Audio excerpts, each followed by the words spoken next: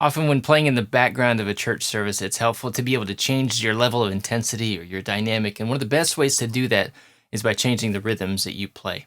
In this video, I want to show you a specific rhythm that I talk about in my latest keyboard course, which is called Fluent Piano Background. And this is a technique that adds a lot of interest, and it's really pretty simple to do. So I'm going to show you that to you, and then we'll get into it. So here's how it sounds.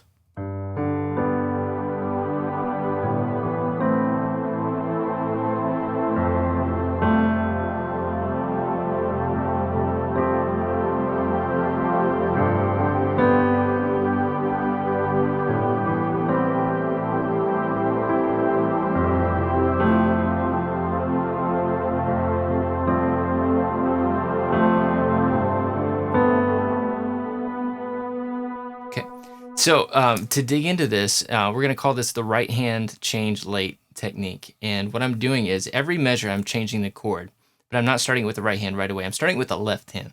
So with my left hand, I'm just outlining the chord, and I'm playing the root, fifth, and octave. So for G, that's G, D, G.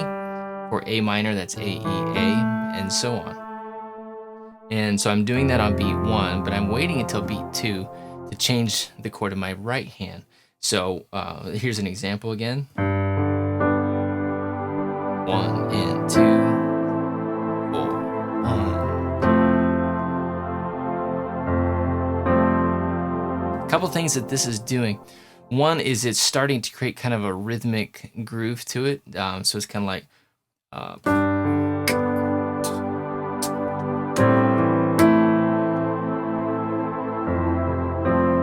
establish a rhythmic feel to it. The other thing it does is it creates this kind of harmonic suspension, which is a fancy way of just saying that while in the time where you're still holding the previous chord, but you switch to the next chord with the left hand, it creates this tension that resolves on beat 2. And so it creates this tension and release that just creates a lot of interest in your chord progression again. So once again.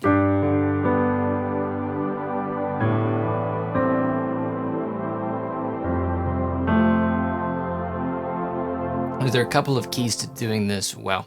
One is that you want to bring out certain notes in your chords to really kind of highlight the tension and release. And if you notice, I'm not playing full chords with my right hand. I'm not playing.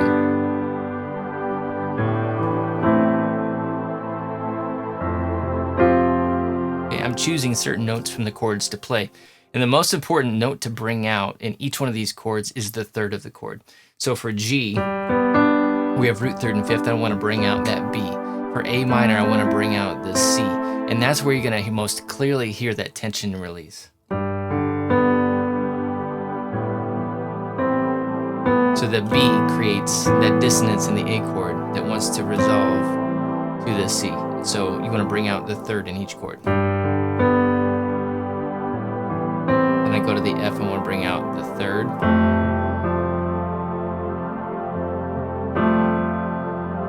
The G on the B, A minor, and the F. Then you're going to hear this F resolve to the third of the C chord.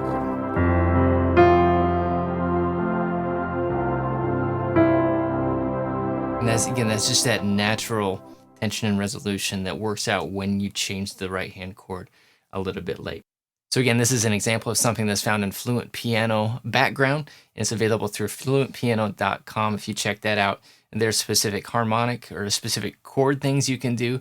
There's specific rhythm things that are all outlined in the course, as well as just like some general things about how to strategically approach playing in the background so you achieve your purpose and you do it well and you support what you're meant to be supporting.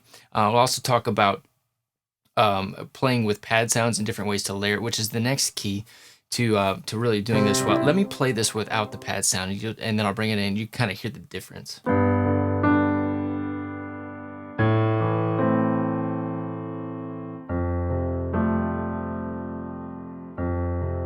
I'll start to bring in the pad sound.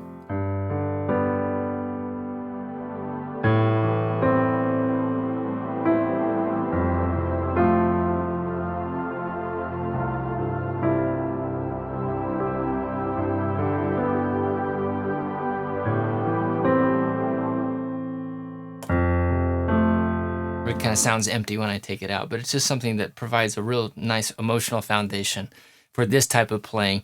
And it's just really important to have good pad sounds behind what you're doing. It really just adds a lot of texture and a lot to what you're playing. So again, as you're playing this, just start outlining each chord on beat 1 and change chords on beat 2 with your right hand. Emphasize the thirds. Make sure you got a good pad layered in there. Let me demonstrate this with one more chord progression.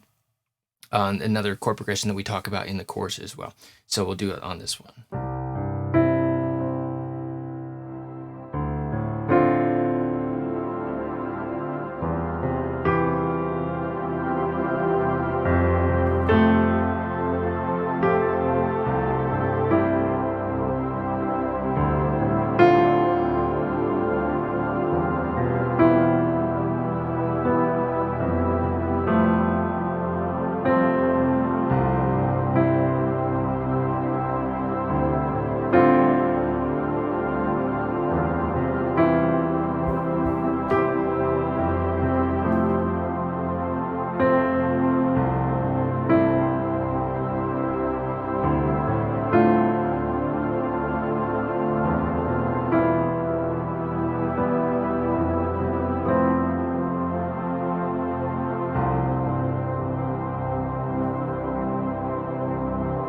So that's the right hand change late technique.